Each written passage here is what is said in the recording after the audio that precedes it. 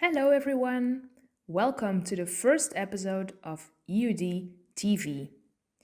In 2025, EUD decided to change the format of our informative webinars into a brand new program, EUD TV, where we will be focusing on EUD's work. This first episode will focus on the United Nations Convention on the Rights of Persons with Disabilities, shortly the UNCRPD, and this at both levels. First of all, at the European level, with the review of the EU's report on the implementation of the UNCRPD, undertaken by the Committee of the Rights of Persons with Disabilities, where also a new deaf expert from Japan has been appointed, Mr. Hiroshi Tamon. And second of all, at the national level, with the training we are providing to our NADs on the UNCRPD and how it is useful for their advocacy work at the national level. So, in this first episode of EUD TV, you will discover how the EU review was like in Geneva in Switzerland. You will also watch our interview with Mr. Hiroshi Tamon. And you will learn from our NADs in Sweden, Austria, and Germany about their experiences with our CRPD training.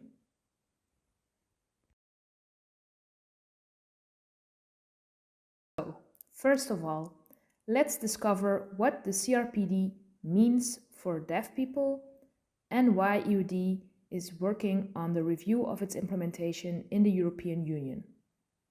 To do so, we will ask for insights from our EUD policy team, composed of Alexandre Bloxs, Policy Manager, and Delphine Maire, Policy Officer. Delphine, can you explain us why the review of the EU's report on the UNCRPD is important for the European deaf community? Please, the floor is yours, Delphine. Thank you. The European Union ratified the UNCRPD on the 23rd of December 2010. The CRPD is the first human rights treaty to officially mention the rights of deaf people and their right to sign language. After 2 years, the EU had to submit an initial report explaining their work in implementing the convention since the ratification. The CRPD committee reviewed the report in 2015 and made several recommendations to the EU. The most important ones for deaf people were to enforce the implementation of its legislation on access to information and communication to make sure information from the EU member states is accessible in sign language, and to promote the recognition of sign language. Also, the information on the websites of the European Parliament, the European Commission, and the EU institutions needed to be accessible in sign languages, as recommended by the CRPD committee. That's right, exactly. And we also know that a few years later, the European Union issued the European Disability Strategy on the Rights of Persons with Disabilities, also the European Accessibility Act, or EAA, and the Web Accessibility Directive. However, there is a lot of work to do, especially on the recognition of the national sign languages at the EU level. Yes, EUD highlighted the issues regarding the recognition of sign languages in a submission to the CRPD committee in 2022. Normally, the EU should produce a report every 4 years. However, due to the COVID pandemic, instead of doing 2 distinct reports, it did 1 report, combining the 2. After this report, the CRPD committee addressed a list of issues, which are specific questions to the EU on their report. Within these questions was the question on what measures were taken to facilitate the accessibility of information in sign language. The EU replied that there is increasing information in international sign on their website and that they obliged the EU member states to enforce media service providers to make their services more accessible in sign language. But this is not enough. Thank you so much, Delphine, for your insights. Now, let's discover how the Committee on the Rights of Persons with Disabilities conducted its review on the European Union's report. Our policy manager, Alexandre Bloxs, attended the review in Geneva in Switzerland, and he will show us how it went and what the CRPD committee members think of it.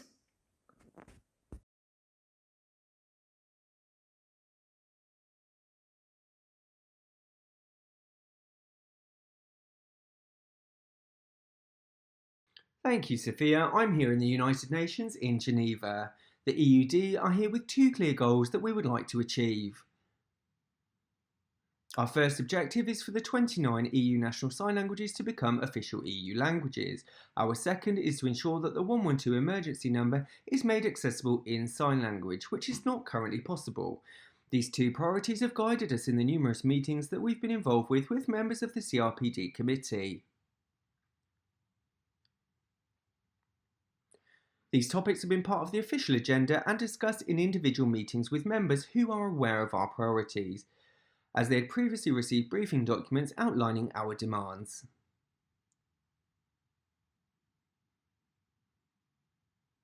Over the next 2 days, there will be an official meeting between the EU Commission and the CRPD Committee. The CRPD Committee will engage in dialogue with the EU on their actions. We held a briefing with the CRPD Committee member, Mr. Hiroshi Tamon, on our priorities, which further informed his questions to the EU Commission. We will then wait for the CRPD Commission to release their concluding observations. The concluding observations are recommendations made by the committee to the EU on the next priorities to implement the CRPD in the course of the next 5 years. We sincerely hope that sign language rights will feature within these concluding observations and that the EU Commission will then best implement this priority. Thank you. Now back to Sofia in the studio.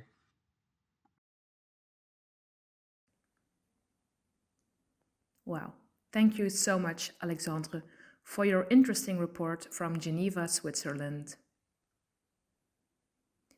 EUD is very proud to see that our work in the review process has impacted the outcomes of the dialogue between the CRPD committee and the European Union.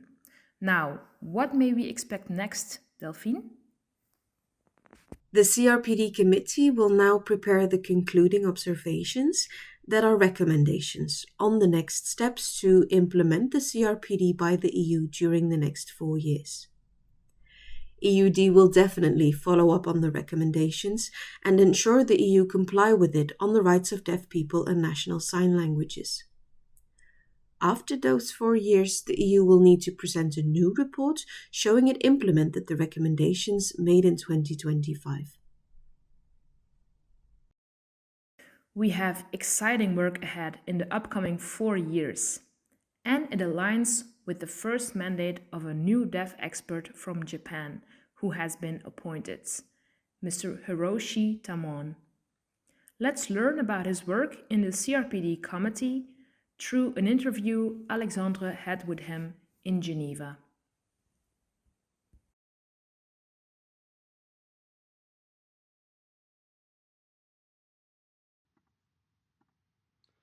Thank you, Sofia. I'm here with someone very important, and I'll let him introduce himself. My name is Hiroshi, and this is my sign name. I'm from Japan, and in June 2024, I became a member of the CRPD committee, which is when I began my work on the committee.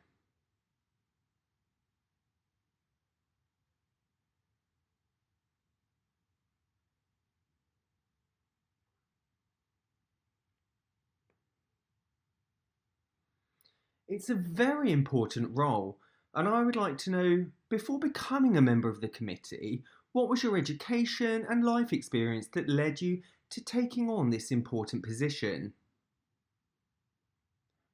I am deaf. I was born and raised in Japan, and for 26 years I worked as a lawyer in Japan, representing persons with disabilities, defending their human rights.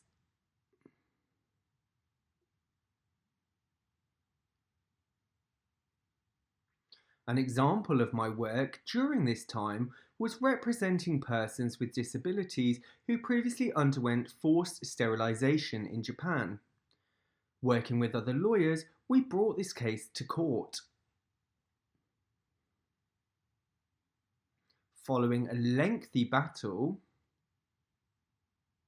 the judge decided for the government to award compensation to persons with disabilities who underwent forced sterilisation. This led me to undertake a lot of cases of human rights violations.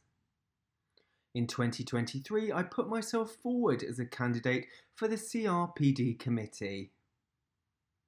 During my election campaign, I met representatives from different state parties, which eventually resulted in my election to the committee.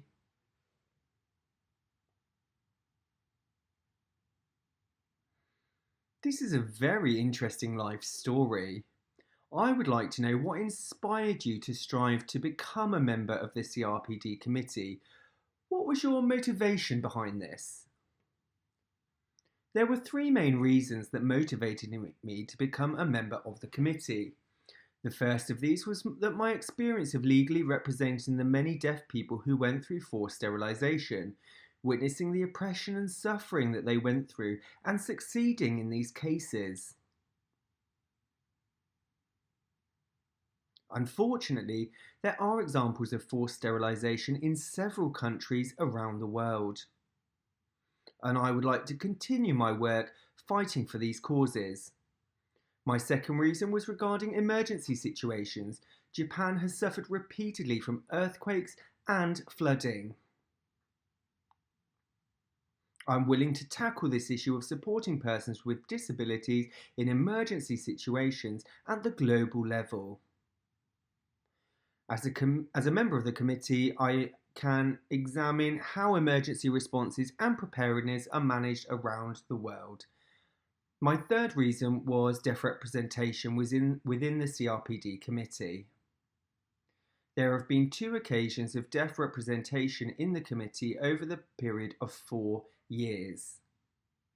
Following their term, there was no deaf representation in the committee. Therefore, I wanted to put myself forward for election as a deaf person.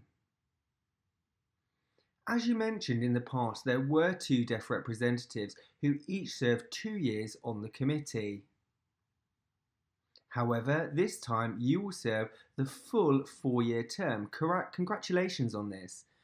I would like to know, for deaf organisations who would like to come to Geneva for the review of their countries by the CRPD committee, what's the best way to be in touch with you? Is it through the WFD EUD directly reaching out to you?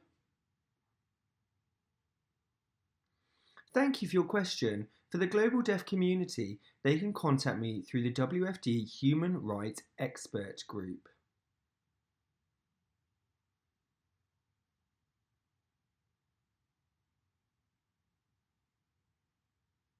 Secondly, they can do so through the ICSD Legal Commission.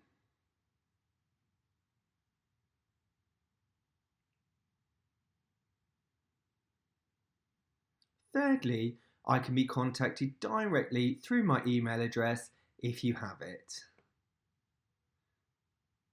Around the world, there are many examples of deaf people being oppressed. Not all countries have officially recognised their national sign language. There are plenty of cases of this happening to various degrees. If a state party officially recognises their national sign language but does nothing to implement these rights, Deaf people can contact me about these situations. The important thing is, when state parties come to Geneva to be reviewed by the committee, that the National Association of the Deaf come as part of the National Delegation of Organisations of Persons with Disabilities. This way I can be briefed directly by the NAD, which can assist. So the most important thing is that the organisations of deaf people come to Geneva. Earlier you said representatives of the National Associations of the Deaf could come to Geneva when their countries are under review. Can you explain a little bit more about your work as part of the committee and what a typical day looks like for you?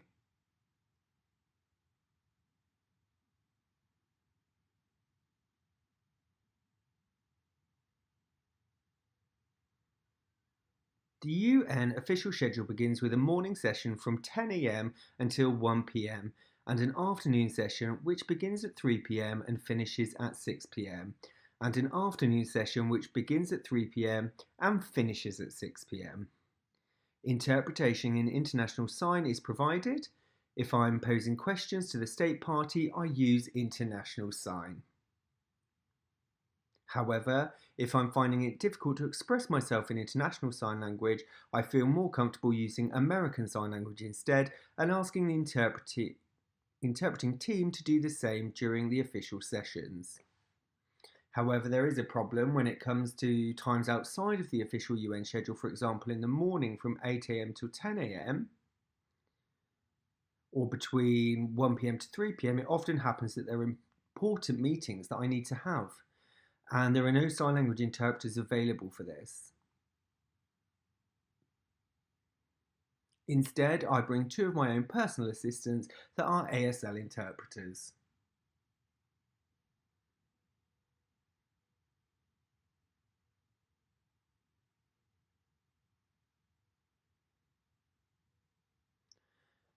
To support communication during these unofficial times within the UN schedule.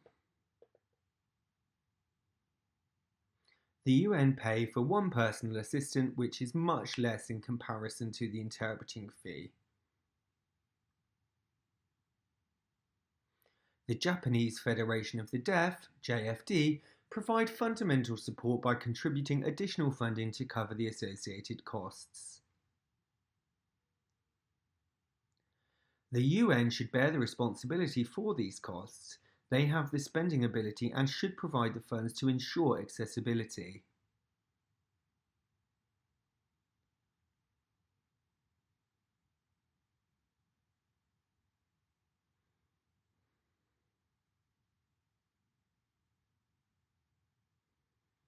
It is important that deaf people within the UN are provided with access.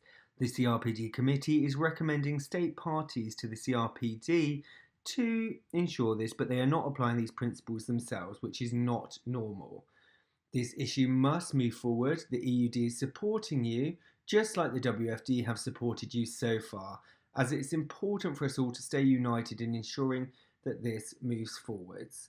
Now, the interview must come to an end. I want to say a big thank you to you, Mr. Hiroshi Tamon, for giving up your time today to take part in this interview, which will be available soon. Now it's time to go back to Sofia in the studio. Thank you, Alexandre, for that really inspiring discussion you had together with Mr. Tamon. So before we move on, I want to briefly highlight EUD's role in supporting the implementation of the UNCRPD across Europe. We really empower our national associations of the deaf by providing training to strengthen their advocacy and engagement with the CRPD review process. These trainings ensure deaf voices are heard in shaping policies that truly affect our lives. So, up next, we'll hear from some of our NADs in Sweden, Austria, and Germany about how these sessions have impacted their work. Let's take a look.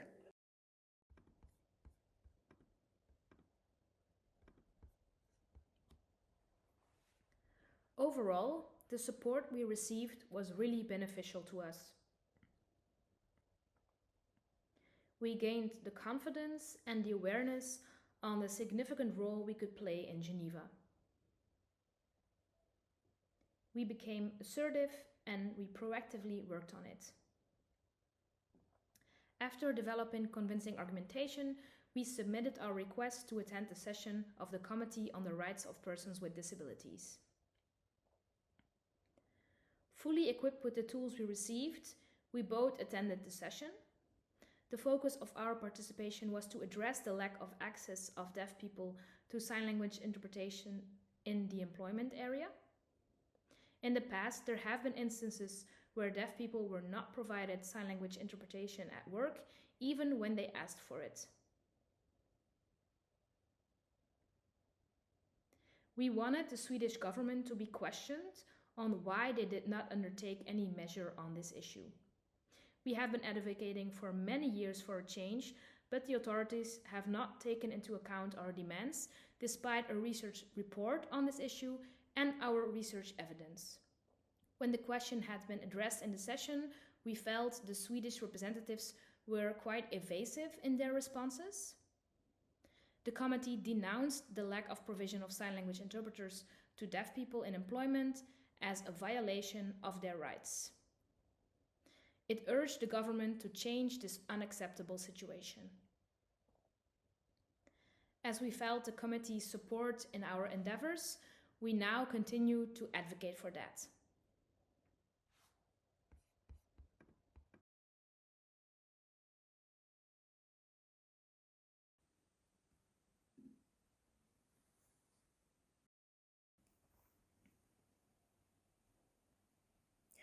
We are really happy to see that our work impacted different NADs in Sweden, Austria, and Germany, and that it has strengthened their advocacy work at the national level through the United Nations.